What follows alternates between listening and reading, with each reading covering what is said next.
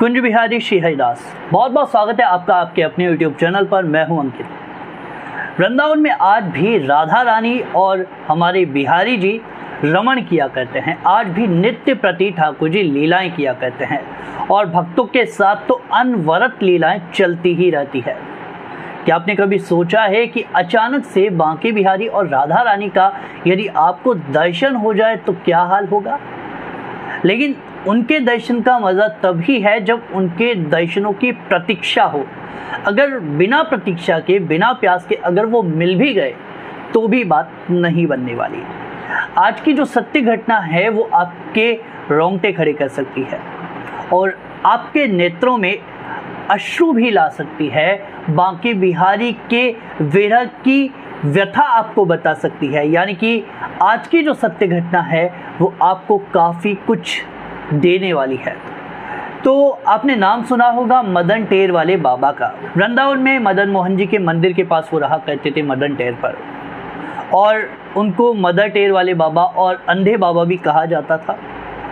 उन्होंने लगभग 7-8 वर्ष की उम्र में घर छोड़ दिया था और हमेशा वृंदावन बांके बिहारी और राधा रानी को याद करके वो हमेशा रोते ही रहते थे। लेकिन उनके रोने का कारण ये था कि इतना जीवन बीत गया, अभी तक मुझे ठाकुर जी और राधा रानी मिले क्यों नहीं।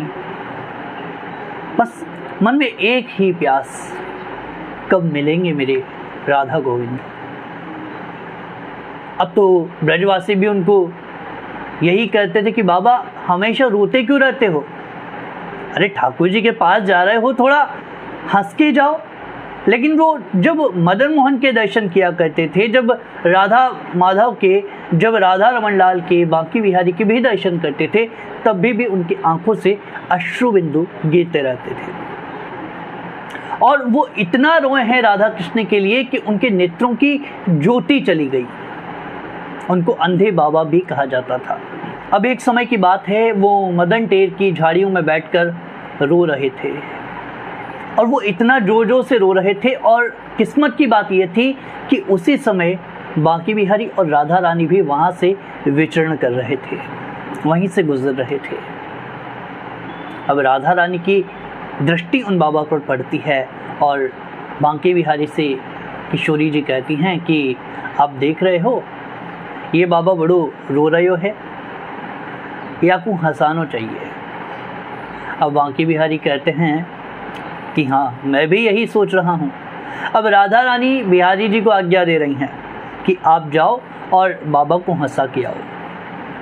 अब बिहारी जी जाते हैं और बिहारी जी बाबा से कहते हैं, बाबा, अरे ओ बाबा, तेरी का गैया किसी ने चुरा ली, काहे गए हो, इतनो काहे रो रहे हो है। बाबा चुप होने का नाम नहीं ले रहे। बिहारी जी ने कई प्रयत्न किए, कई ऐसी बातें की, लेकिन बाबा के नेत्रों के अश्रु रुक नहीं रहे।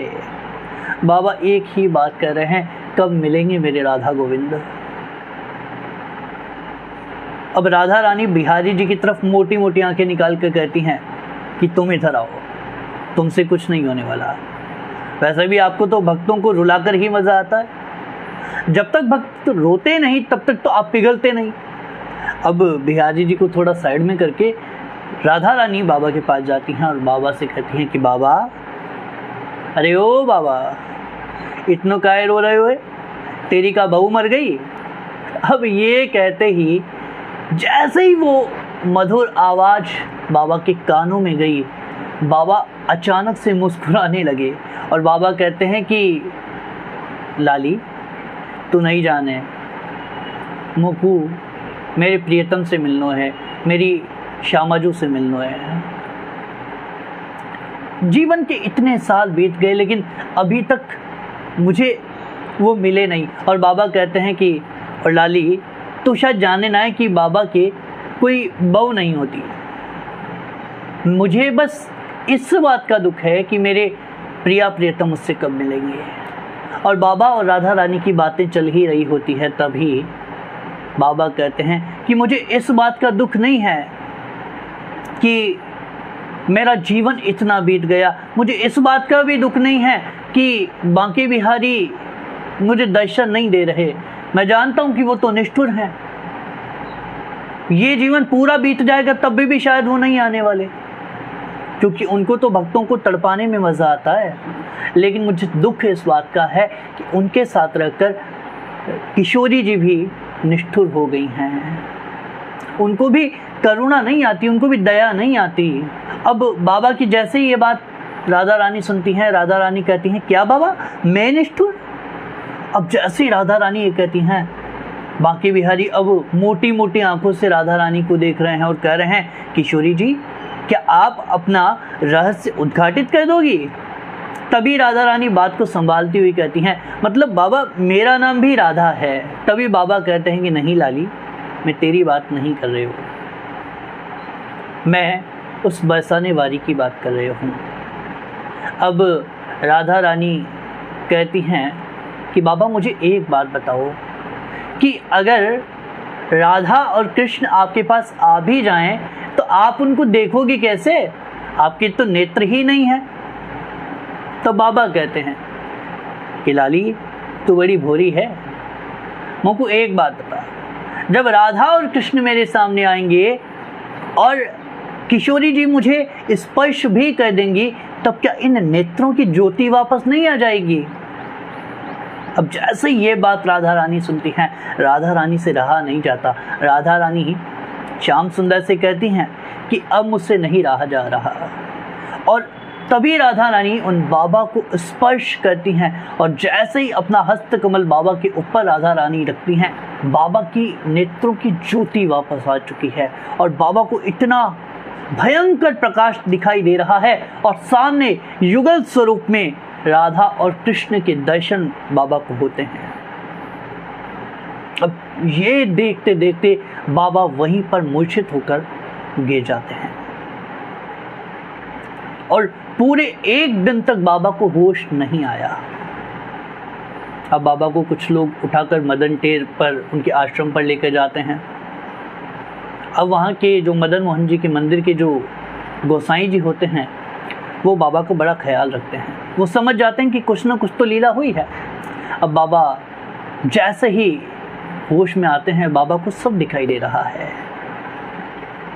अब सब समझ चुके थे कि बाबा को दर्शन हो चुका है, लेकिन बाबा अब और जोर जोर से रोना शुरू कर देते हैं। बाबा कहते हैं कि जब तक वो मिला नहीं था तब तक ये दुख था कि वो मिलेगा कब, और जब वो मिल गए, जब मुझे प्रिया प्रियतम मिल गए, तब ये दुख है कि वो चले क्यों गए। अब उनका विरह सहा नहीं जाता। उसके बाद बाबा एक दिन जीवित रहे और उसके एक दिन पश्चात बाबा ने देह त्याग कर दी। तो प्रिया प्रियतम श्यामा श्याम कब हमको मिल जाएंगे ये कहा नहीं जा सकता, लेकिन उनके मिलने में देरी नहीं है, हमारे पुकारने में देरी है। जब पूरे भावपूर्ण हृदय से अपने इन अश्रु बिंदुओं के द्वारा हम श्यामा श्याम को जब पुकारेंगे, तब आप देखिएगा बिहारी जी और किशोरी जी दोनों आपको युगल रूप में दर्शन अवश्य देंगे। अगर आपके पास बांके बिहारी और राधा रानी से जुड़ा हुआ कोई भी अनुभव हो और आप चाहते हैं कि उस अनुभव को हम भक्तों तक पहुंचाएं, तो आप अपना वो अनुभव हमें इंस्टाग्राम पर शेयर कर सकते हैं। लिंक हमने डिस्क्रिप्शन में दे दिया है। और अगर आप लोग हमारे चैनल पर नए हैं और हमारे चैनल को सब्सक्राइब नहीं किया है तो जाइए चैनल को सब्सक्राइब कीजिए और बेल आइकन पर क्लिक कीजिए। कुंज बिहारी श्री हरिदास।